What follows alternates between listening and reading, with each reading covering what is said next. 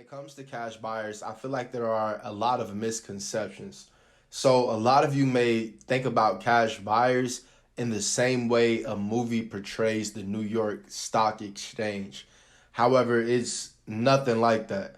So, with your cash buyers, guys, the main thing is you want to keep it tight. You want to keep it exclusive as far as who you're going to be sending your cash buyers to.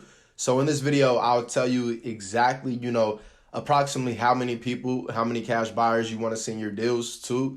But also I'll give you instructions on, really how to kind of, deal with your cash buyers to make sure that your business is running smoothly.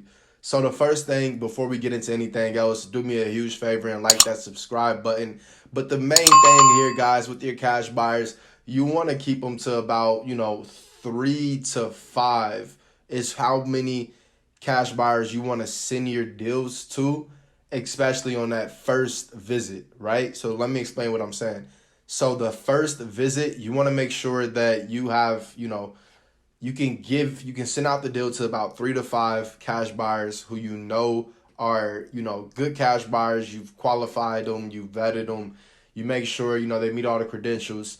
But you want to make sure that, you send it out to them because you give them the opportunity to visit the property with you on that first session, right? So in that first walkthrough, you can mess around and sell the deal. Oftentimes, that's how we get our properties moved on that first walkthrough, having our cash buyers go in there. Also still getting the pictures and videos as insurance, right? But having the cash buyers go in there.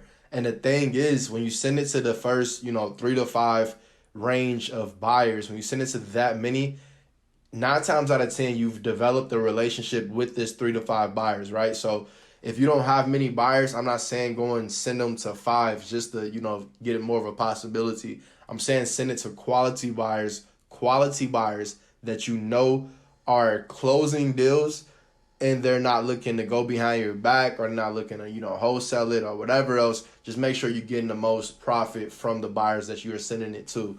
So with the buyers that you send it to, this is helpful because they can, 1 or 2 of them may be interested, or all of them could be interested. But either way, you're giving yourself a possibility to at least get about 3 of them in on that first go around. And you make sure that at that 3 to 5 mark, if you don't send it to anybody else, if someone who has gone behind your back, if you pick up that energy from the seller, you know about approximately who it could be. So in that 3 to 5, at that 5 range, if you go over that, I feel like it becomes more of a challenge to keep it under control as far as who may do what. But if you're in that 3 to 5 mark, I feel like that's a sweet spot to where you've developed a strong enough relationship with this 3 to 5 buyers, and they are, they're going to the property to see if they can buy the property. If not, they don't want the property, right? So they're not looking for anything else. That's what they do, and you've already got that relationship established, and they close in a time frame that you like, and they make offers that you like, okay? So that's the main thing when it comes to the buyers right off the rip. But also, and guys, I want to let you know, when I look down here, I got to refer to things because I can run off and talk for a long time. I'll be trying to make videos like 6 minutes long, and then I look up and it's like 8 minutes long. But yeah, so I just stay here to make sure I'm on the same subjects, but everything else is, what I'm really feeling. So at most, you will have about 8 to 10 buyers on your list. So at most you're going to have about 8 to 10 buyers on your buyers list, and that's a lot, right? Like that's a whole lot. So when it comes to having that 8 to 10 mark, it reaches a point where you may have not even done a deal with them yet, but you're just sending them deals. So I really recommend you to practice the 3 deal practice, right? So if you send someone 3 deals and they don't respond to, any of them with like, it's a pass for me, or I don't like this, or they don't give you any type of text back or any type of response, then cut them off the list. I don't like that personally. I like to have some type of interaction and not just me sending you stuff and you don't say anything back. So that way you can keep narrowing the herd as far as the relationship being built, and also, what they can do and what you can do and what you can provide. So at 8 to 10, definitely, try to aim around that. I feel like that's a big sweet spot for you guys to be able to, have a quality mark and not get overboarded. So don't think about the New York Stock Exchange, right? Like, don't think about a whole bunch of hundreds of buyers lining up with money in their hand and like trying to buy the house. Like, you don't need that. That it becomes too much. The difference between a New York Stock Exchange and, you know, cash buyers is wholesaling business. There's more regulations in place, right? So, you know, there's regulations to how things get done. This cash buyers wholesaling business on that side of things.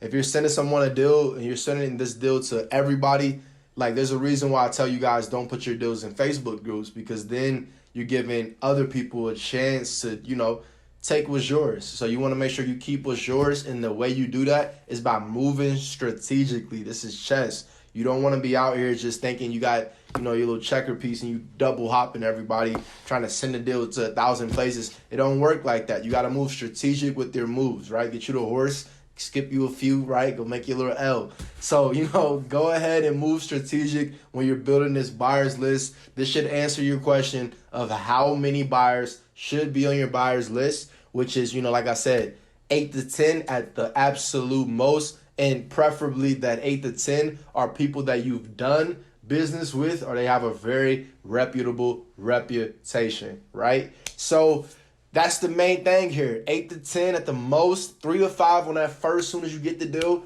send it about 3 to 5 of them, you know, tell them, you know, come into the initial walkthrough if you with me. Make sure you got somebody to conduct that. You'll be good. And this is how you really deal with your buyers, how you really conduct business with them.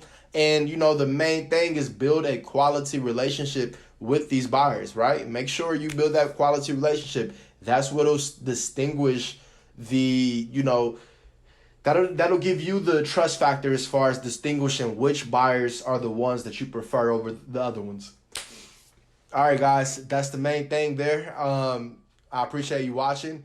Really, I hope this helps. It should help. As always, get the stepping.